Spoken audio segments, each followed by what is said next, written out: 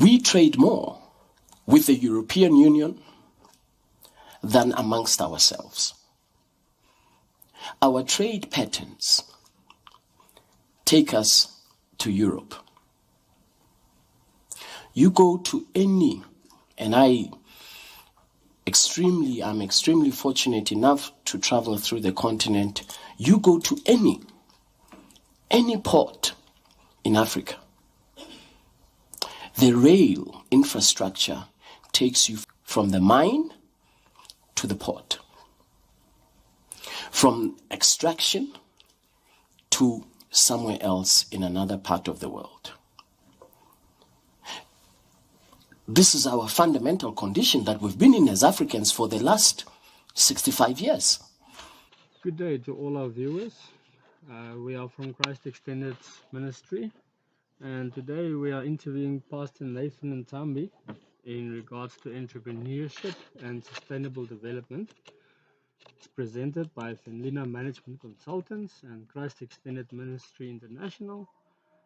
Myself, I am John Peterson, and then we have Pastor Nathan Ntambi, who is the presenter. Good day, Pastor. Good day, John. Thank you for having me. And I'm also very happy to be here so that I can talk about entrepreneurship and sustainable development. Pastor Ntambi, what can you tell me? What is the main aim of this program?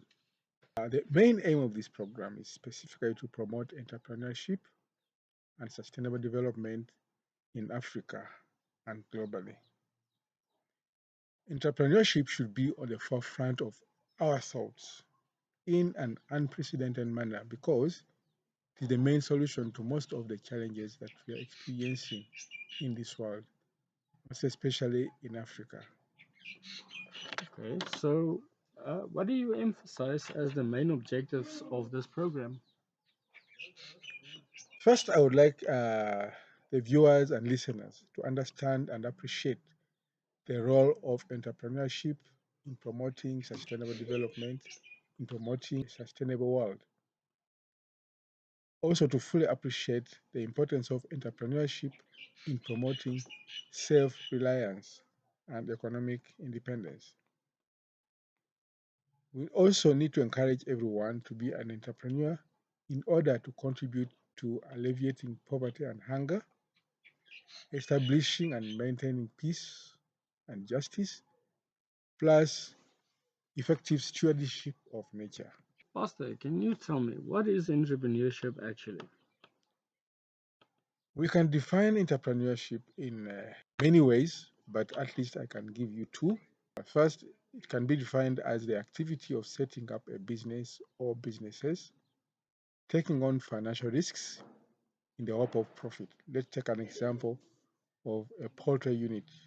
You want to set up a poultry unit or a factory or even a bank. So the activity that you're performing of setting up a poultry unit, a factory, or a bank is what we regard as entrepreneurship. And the objective behind is to make profit.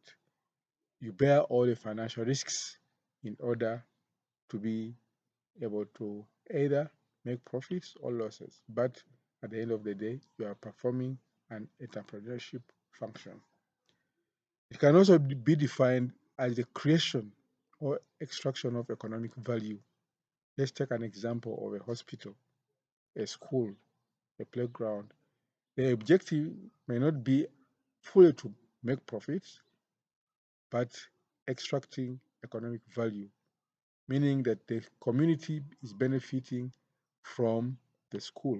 There is an economic benefit, there is an economic value, and that is also regarded as entrepreneurship. Okay, thank you very much. Can you please tell me what is sustainable development?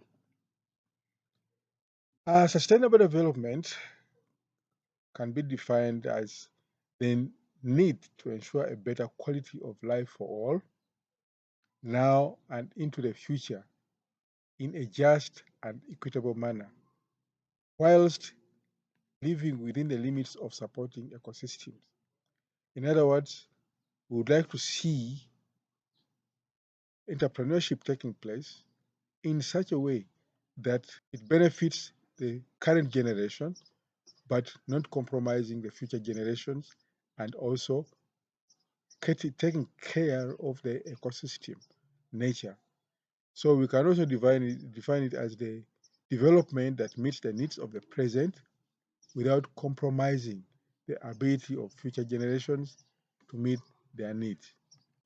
So sustainable development builds development strategies to manage natural resources so that they provide for the needs of today while ensuring the resources of tomorrow. Gaddafi's most ambitious infrastructure project, the Great Man-Made River, was turning desert regions into a thriving breadbasket for Libya, and the $33 billion project was being funded interest-free with zero foreign debt through Libya's own state-owned bank. That could explain why this critical piece of infrastructure was first to be bombed in 2011. It had been put in the Guinness Book of World Records as the world's largest irrigation system. But Western media reluctantly shared news on the project, even though all other projects globally paled in comparison. NATO forces not only bombed the pipeline, but finished off the project by bombing the factory producing the pipes necessary to repair it.